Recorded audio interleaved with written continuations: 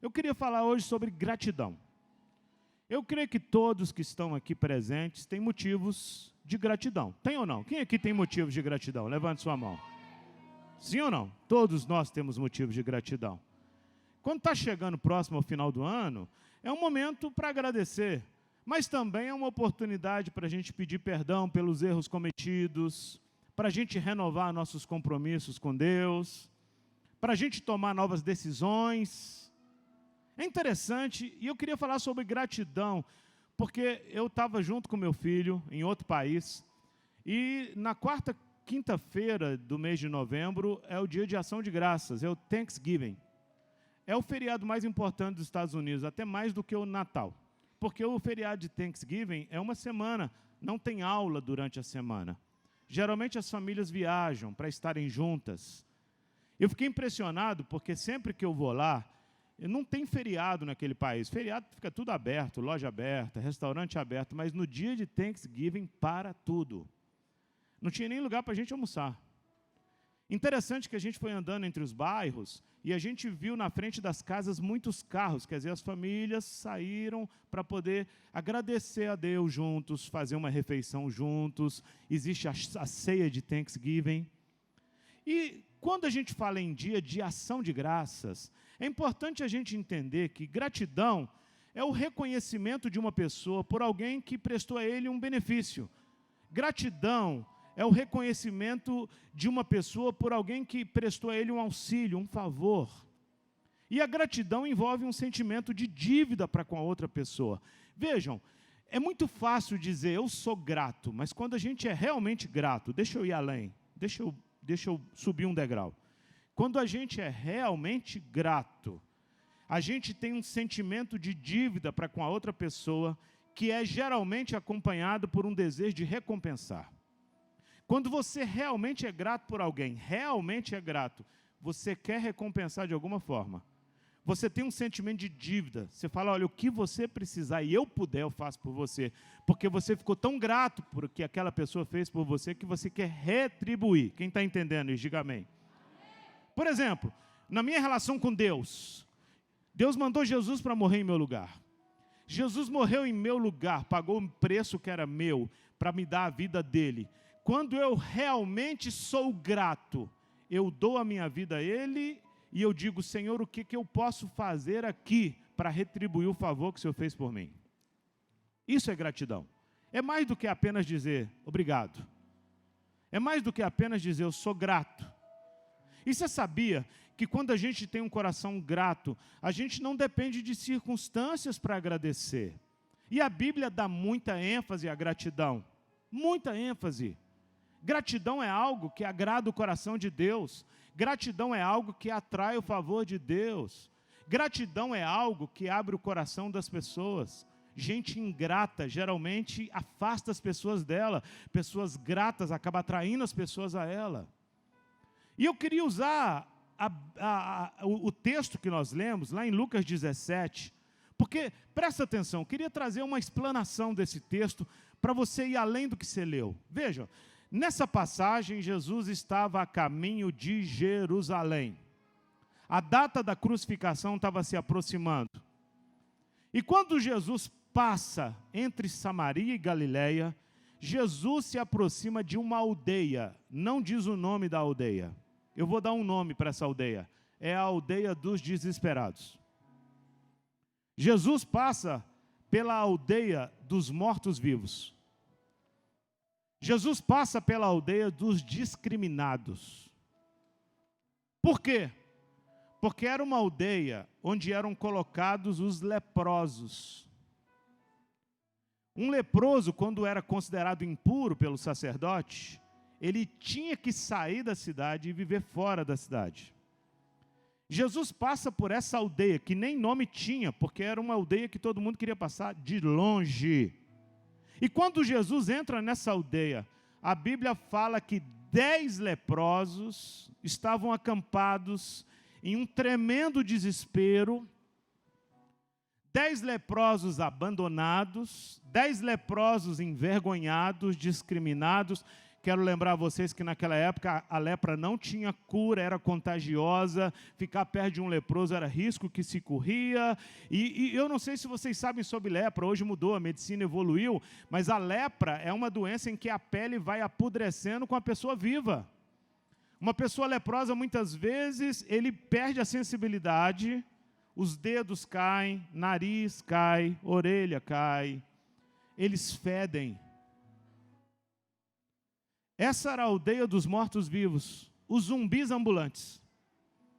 Interessante que os judeus daquela época nem encostavam nos samaritanos, muito menos viviam com eles. E a Bíblia deixa muito clara que dentre os 10, 9 eram judeus e 1 era samaritano. Então, 10 leprosos, 9 judeus e 1 samaritano. E os judeus, eles tinham problemas com os samaritanos, eles não se conversavam, eles não tinham amizade, eles nem se encostavam, mas aparentemente, nesse caso, o sofrimento em comum fez com que esses 10 se ajuntassem. Porque eles estavam juntos lá. Eles não tinham mais ninguém, gente. Quem eles tinham? Tinham uns aos outros. Talvez a dor que eles viviam fazia com que eles se esquecessem das diferenças, e assim eles podiam ter a presença um do outro no dia a dia. A lepra era uma praga. Até pouco tempo atrás ainda havia aldeia de leprosos, aqui no Brasil, em algumas cidades. Até pouco tempo atrás, algumas décadas atrás, ainda havia. Vejam, os leprosos eram obrigados a viverem num acampamento longe da cidade. E tem mais, a lei exigia que os leprosos ficassem à distância de pelo menos 100 metros dos que não eram leprosos. Imagine, daqui até o final da igreja ali, vamos dizer que tem uns 30 metros. Então, o leproso só podia ficar, é como se fosse dentro do estacionamento do shopping, lá no fundo, ele tinha que ficar a uma distância de no mínimo 100 metros de quem não era leproso. E tem mais. A Bíblia diz que quando um leproso avistava alguém são, ele tinha que gritar, impuro! Ele tinha que gritar que ele era impuro. Eles eram segregados. Quando o sacerdote considerava alguém impuro, aquela pessoa tinha que sair da cidade. E dependendo da duração da lepra, eu fico imaginando o estado de alguns leprosos. Olha que situação! Eram homens que mendigavam, pediam. Eles não podiam trabalhar, gente, não tinha salário. Eu acredito que eles ingeriam comida que os outros, não queriam nem olhar. Eu creio que eles ingeriam comida que os outros jogavam fora. Provavelmente, eu não sei, a Bíblia não diz isso, eles viviam nos lixões. Eles comiam que os outros jogavam fora. Mas eu acredito que o que mais atormentava esses leprosos nem era a lepra em si, embora fosse um tormento. Eu creio que o que mais atormentava esses leprosos era a lembrança dos familiares que eles tiveram de abandonar quando o sacerdote declarou eles impuros. Imagina, tinha pessoas que tinham casado, que tinham filhos, que tinham esposa e de repente ficava leproso. E aí, quando ele ficava leproso e era declarado impuro, ele tinha que largar a esposa, os filhos, a mãe, o pai, os irmãos e viver isolado deles. Imagina a situação, pessoas que perderam seus lares, pessoas que perderam suas carreiras, pessoas que perderam respeito, pessoas que perderam qualquer esperança de serem úteis. Era como se assim, o mundo acabou para mim. Eu acredito que alguns deles, provavelmente, haviam sido judeus fiéis, enraizados na tradição judaica. Alguns deles serviam na sinagoga. Alguns deles, quem sabe, eram até levitas. Alguns desses leprosos estavam acostumados na lei judaica, amavam a Deus. Mas agora eles estavam acampados fora de uma aldeia sem nome, a aldeia dos desesperados, a aldeia dos mortos-vivos, vivendo de vergonha e de sofrimento. Já pensou você não poder chegar perto de alguém são? Tem que ter pelo menos 100 metros. Já pensou a vergonha de você chegar num lugar e de repente ter que gritar, impuro? Mas a Bíblia diz que ali fora da cidade, aqueles homens encontraram Jesus e começaram a implorar por ajuda. Olha o que diz o versículo 12. Ao entrar num povoado, 10 leprosos dirigiram-se a ele, ficaram a certa distância. Você percebeu o texto? Ficaram a certa distância. Eles observavam a lei. Eles não chegaram perto de Jesus, eles respeitaram.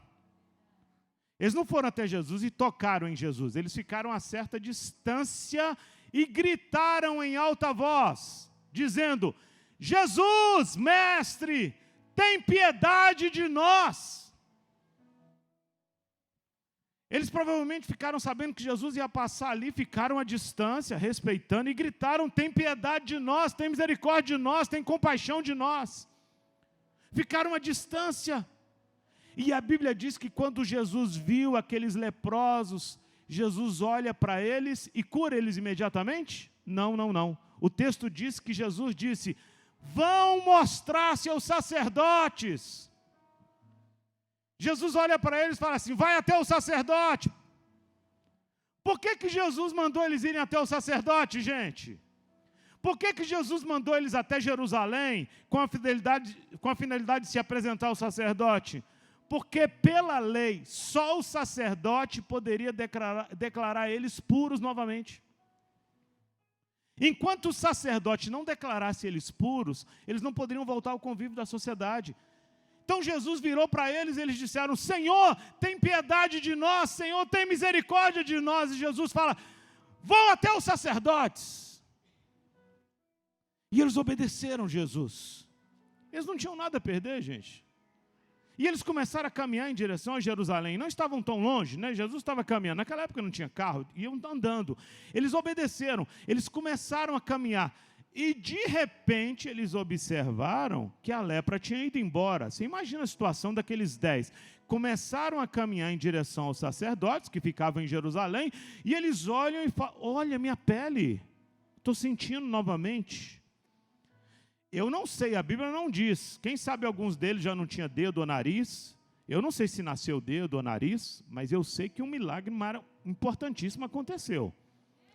Quando eles olharam para o outro, acho que um ficou olhando para o outro e falou assim: cara, você está normal. Como assim eu estou normal?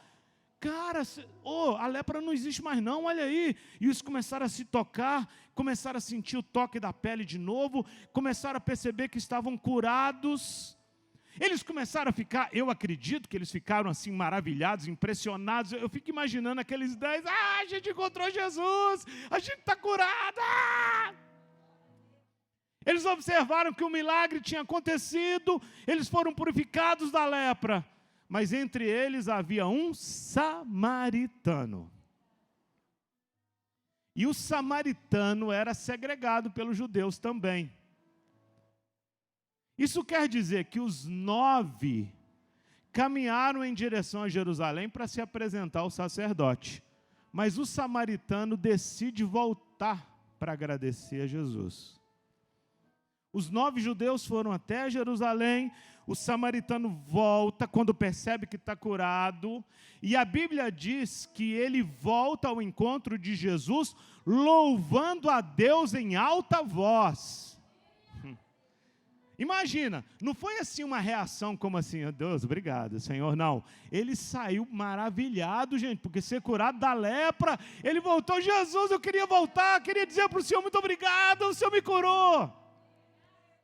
E quando ele chega até Jesus, Jesus pergunta: não foram purificados todos os 10? Ele disse sim. E Jesus diz: onde é que estão os outros 9? Onde é que estão os outros 9? Só você voltou? E você sabia que essa pergunta de Jesus nos revela uma forma errada de muitas pessoas de se relacionarem com Deus? Eu perguntei no início da mensagem aqui: quem tem motivos para agradecer a Deus? Todo mundo levantou a mão, que bom. Mas quantos de nós temos expressado essa gratidão de verdade? Porque uma coisa é você dizer eu sou grato, outra coisa é expressar a gratidão. Eu creio que os outros 9 também eram gratos. Se alguém perguntasse a eles depois: vocês foram curados? Não, nós somos gratos, Jesus curou a gente. Mas eles não voltaram para expressar a gratidão. Gratidão não é apenas algo que sai da boca, gratidão é algo expressado, gratidão é algo que envolve atitude. Quem está entendendo isso? Diga amém. Você sabia que hoje muitos agem como os 9? Eles vivem a sua vida, tipo assim, os milagres acontecem, Deus livra de tanta coisa, e vai vivendo a vida. Deus, obrigado, legal, isso é bom, hein? Oh, e continua, amanhã é dia de trabalho, segunda-feira, é mais um dia, eu tenho que acordar mais cedo para trabalhar, e ralar, etc e tal, obrigado, Senhor, etc e tal. A gente vive uma vida meio automática. A gente tem uma dificuldade muito grande de expressar de forma profunda a nossa gratidão. Eu acredito que em cada geração existe um pequeno remanescente que se relaciona com Jesus com um coração realmente cheio de gratidão. Um pequeno, talvez 10%. Deus sempre tem um em meio a 10 que deixa tudo e volta para adorar. Deus sempre tem um em meio a 10 que para demonstrar seu amor pelo Senhor, enquanto os outros 90% continuam sua rotina de vida. Eu pergunto, você faz parte de qual grupo? Eu quero fazer parte desse grupo pequeno. Eu quero fazer parte desse grupo que realmente entende de gratidão, porque a Bíblia fala que a gratidão abre a porta do céu. A gratidão agrada ao Senhor, mas a ingratidão é algo que bloqueia as bênçãos. E a gente tem muitas vezes a tendência de olhar sempre para o que a gente não tem e esquece de agradecer pelo que tem. Você sabia que isso se chama ingratidão? A gente está sempre olhando a grama do vizinho. Eu queria ter a grama dele. Né? A gente está sempre olhando para o que o outro tem e dizendo, Deus, mas o meu carro, Deus, eu queria ter um carro igual ao do fulano, mas não agradece pelo carro que tem. Eu queria ter uma casa igual ao do Beltrano, queria morar no bairro tal, mas não agradece a Deus por ter uma casa para morar. Deus, está vendo minha roupa? Uma roupa barata que eu comprei, aí você vê alguém com uma roupa de marca, você fala, não, eu queria tanto um dia poder comprar uma roupa de marca. Meu irmão, se você não for grato pela roupa que você tem hoje, você nem vai poder comprar roupa de marca, porque a gratidão atrai o favor de Deus, mas ingratidão bloqueia a bênção de Deus. A gente tem a tendência de olhar para o outro e ver o que o outro tem e fica insatisfeito com a gente mesmo, porque a gente não tem o que o outro tem. A gente precisa tomar muito cuidado. A gente precisa fazer parte da minoria que agradece. A gente precisa fazer parte da minoria que demonstra amor pelo Senhor. A gente precisa fazer parte da minoria que demonstra gratidão. E não apenas pelo Senhor, por pessoas que passam pela nossa vida e nos inspiram. Por pessoas que passam pelas nossas vidas e emprestam seus ouvidos um dia para nos ouvir. Por pessoas que passam pela nossa vida e nos dão uma palavra como essa que você está recebendo hoje. A gente tem muita dificuldade. Nós somos assim, tá? Eu estou dizendo ser humano. É lógico que nós lutamos contra isso. Às vezes a pessoa ajuda.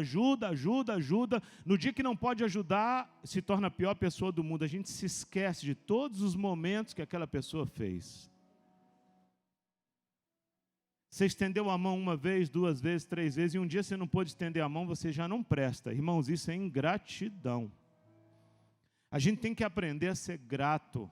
A gente tem que aprender a demonstrar isso. E o texto vai além. A Bíblia diz que quando o leproso chega, ele se prostra aos pés de Jesus e lhe agradece. Vejam, a primeira vez que ele viu Jesus, ele ficou de longe.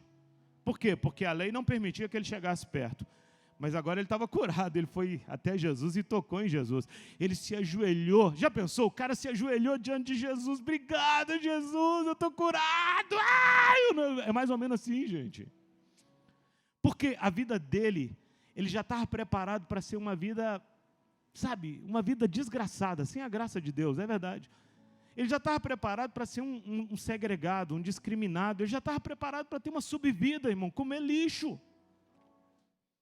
E de repente ele é curado, ele fala, eu vou poder voltar para a minha família, eu vou poder voltar para a minha casa, eu vou poder abraçar meus filhos, vou poder abraçar minha esposa, eu vou poder beijar minha mãe, meu pai.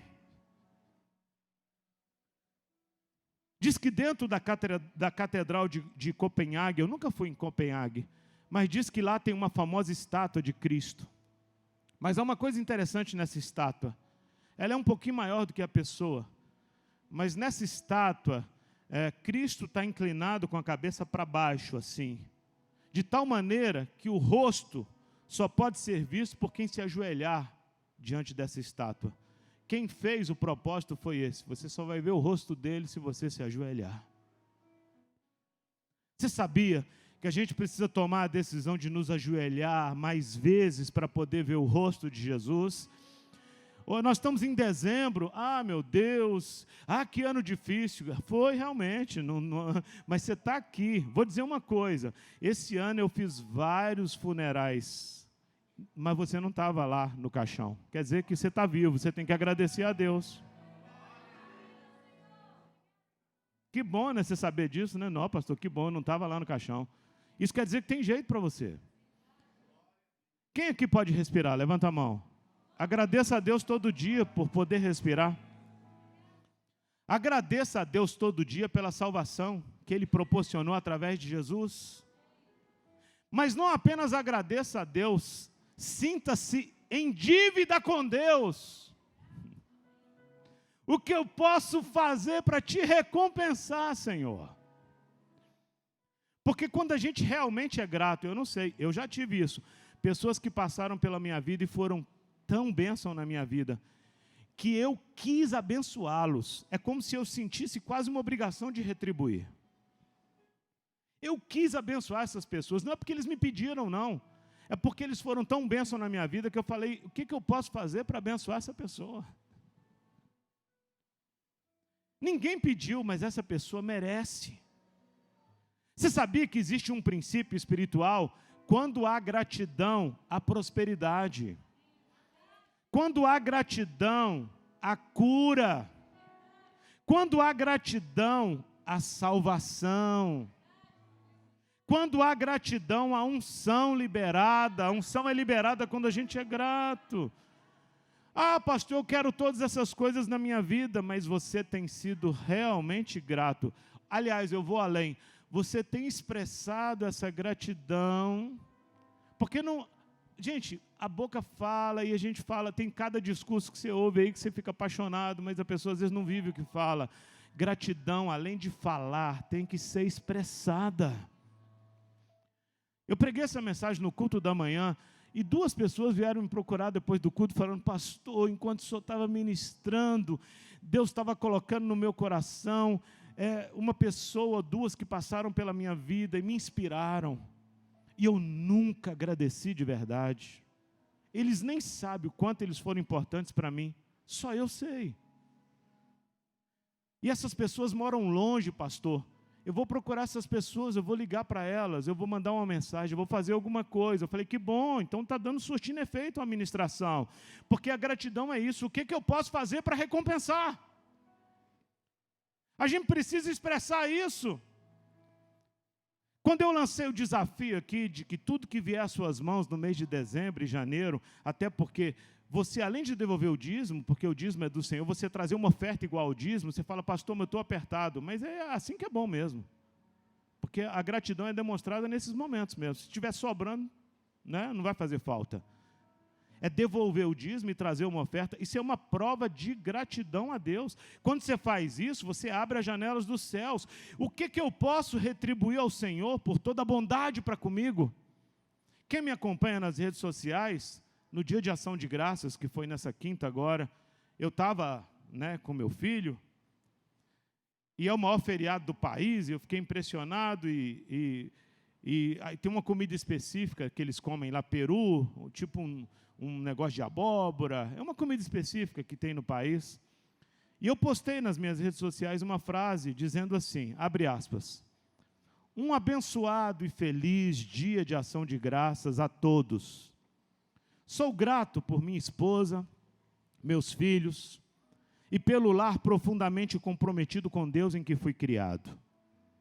Quando eu olho para os meus pais e avós, eu agradeço a Deus por tê-los como exemplos e mentores. Eu sou grato pela graça de Deus, pela sua misericórdia. o seu amor, o seu perdão e a salvação que eu recebi através de seu Filho Jesus Cristo. E quanto a você? Você tem motivos para expressar gratidão? Que tal fazer isso agora? Foi isso que eu postei. Sabe, gente, a gente precisa fazer uma reflexão, porque nós estamos chegando no final do ano, falta um mês, e eu sei que muitos de vocês têm muitos pedidos, não é errado pedir não, tá, gente? A gente deve pedir mesmo, a Bíblia fala, quem pede, recebe. O errado é não agradecer pelo que tem. O errado é ser ingrato por aquilo que tem. Ah, pastor, mas olha só, o senhor é grato pelo seu pai, o senhor escreveu aí que é grato pelo seu pai, pelo seu avô, porque eles te inspiraram. Mesmo que seu pai e seu avô não tenham te inspirado, você deve ser grato a Deus por eles. Gratidão é algo que não depende das circunstâncias. Gratidão é algo que atrai o coração de Deus. E muitos de nós não somos gratos. Sabe aquele irmão chato que você teve que conviver muito tempo em casa? Ele pode ter sido o irmão mais chato, mas de alguma forma Deus trabalhou com você através dele. Todas as coisas cooperam para o bem daqueles que amam a Deus. Todas são todas. Você sabia que a gente tem muita facilidade em reclamar? O ser humano tem muita facilidade. A gente reclama com muita facilidade. A gente tem muita facilidade em encontrar defeitos nos outros. Mas a gente tem muita dificuldade em declarar as qualidades. Nós temos muita dificuldade em agradecer de verdade. Você sabe o que eu estou dizendo? A gente precisa voltar ao primeiro amor, a gente precisa entender isso, porque cada um de nós precisa falar ao Senhor do que nós somos gratos. Nós precisamos demonstrar isso, e não apenas ao Senhor, nós precisamos aprender a demonstrar gratidão às pessoas que passam pela nossa vida no dia a dia, que nos servem de inspiração, que nos abençoam. Você sabia que isso agrada o coração de Deus? Eu sei que, pastor, mês de dezembro, eu creio, vai ser o mês mais abençoado da nossa vida. Quantos creem nisso aqui? Diga amém. Eu creio. Mas vai ser um mês de muito sentimento de gratidão verdadeira. Eu fui salvo por Jesus, amém. Agora o que eu posso fazer por Ele? O que eu posso fazer por Ele em retribuição ao que Ele fez por mim? O que eu posso fazer pela pessoa que me abençoou no momento difícil da minha vida e eu não retribuí? Você sabia que gratidão, ele leva a um sentimento de ação. Você age, você vai em direção, você faz alguma coisa, irmãos, isso falta na gente. Quem sabe isso tem sido a causa da gente não ser mais abençoado, porque a gente está sempre insatisfeito com o que tem e se esquece de agradecer. Ah, pastor, eu ainda não tenho uma casa, eu pago aluguel, mas você tem um lugar para morar, agradeça a Deus. Você vai até pedir a Deus para te dar uma casa, não é errado, mas seja grata a Deus pela casa que você tem, onde você mora. Seja grata a Deus pela família que você tem. Pode não ser a família perfeita, pode não ser a melhor família, mas foi a família que Deus te deu. Agradeça a Deus. Agradeça a Deus pela roupa que você veste. Ah, pastor, eu ainda não tenho uma roupa muito bonita, mas você é grato pela roupa que você tem? Eu sempre digo aqui, eu louvo a Deus. Meu pai ontem passou mal e eu sou muito apegado aos meus pais, vocês sabem disso. Eu sou muito grato a Deus pela vida deles. São meus mentores, meus inspiradores. E ontem aquele aperto no coração, porque minha mãe fala, seu pai está com dor no peito, foi no médico, o médico não achou a causa. Eu falei, gente, será que meu pai vai? A gente pensa. E eu falei, mãe, deixa eu falar com o pai aí. Ela passou o telefone para ele. Falei, ô pai, aconteceu, pai? Como é que está? Não, filho, estou com uma dor no peito, fiz o eletro, não deu nada, agora estou fazendo um exame de sangue, eu estou aguardando aqui. E eu com o coração apertado, falei, não, pai, você sabe que eu te amo, pai, eu estou orando por você, viu? Você sabe que você é uma inspiração para mim, viu, pai? A gente não pode perder a oportunidade. De madrugada, aquele sono mal dormido. Por quê? Preocupado com ele, que ele passou a noite no hospital. De manhã, conversando com ele de novo. Pai, o que deu, filho? Não deu nada, agora vai fazer um raio-x. Falei, um raio-x, pai? Para ver, porque a dor não passa. Pai, queria dizer que eu estou orando por você, queria dizer que você é meu mentor, você é minha inspiração, viu, pai? Você é um exemplo para mim. A gente perde tanta oportunidade de fazer isso. A gente perde tanta oportunidade de agradar o coração de Deus e de alegrar as outras pessoas também, porque a gente tem uma dificuldade. Às vezes aconteceu um perrengue qualquer e a gente pega aquele perrengue e coloca no pedestal e todas as outras coisas boas que aconteceram a gente joga fora. Meu irmão, tem muita gente que passou pela sua vida que você precisa voltar e dizer muito obrigado. Porque no momento da minha vida você me inspirou, mesmo sem você saber. Sabe aquele dia que você emprestou seu ouvido, você não falou nada comigo, quero te agradecer por ter emprestado seu ouvido para me ouvir. A gente precisa voltar a isso, irmãos. Por quê? Porque isso agrada a Deus. Eu quero fazer parte dos 10%. Aqueles 9 leprosos foram para lá e não voltaram para agradecer, mas o samaritano voltou. O samaritano gritou em alta voz, o samaritano ajoelhou aos pés de Jesus. Eu queria te chamar para gritar em alta voz, ajoelhar nos pés de Jesus, a ser grato ao Senhor, fazer o melhor para Ele, se envolva nos ministérios, no G100, ei, coloque diante de Deus sua família, ore por ela, faça alguma coisa. Se Jesus morreu por você, para que você fosse salvo, você tem que levar essa salvação para os outros. Mas pastor, estou enfrentando uma crise, meu irmão, não foca na crise não, crise tem sempre. Desde que eu nasci o mundo está em crise. Não fica se apegando em crise não, porque a crise sempre vai existir, mas nós somos mais do que vencedores em Cristo Jesus. Nós temos o Senhor, Ele é a nossa força, Ele nos sustenta. Não foca em crise não, bobo. Mineiro que fala isso, né? Não foca em crise não, bobo. Porque crise sempre vai ter. Foca em Cristo. Não estou em crise, eu estou em Cristo. Agradeça a Deus, porque eu creio que esse mês de dezembro nós vamos trabalhar isso aqui no nosso meio, amém? Para que a gente possa entrar em 2012 diferente. É lógico que eu tenho pedido de oração, é lógico que eu quero que Deus realize coisas na minha vida, é lógico, mas eu vou deixar bem claro para Ele, que eu sou grato a Ele.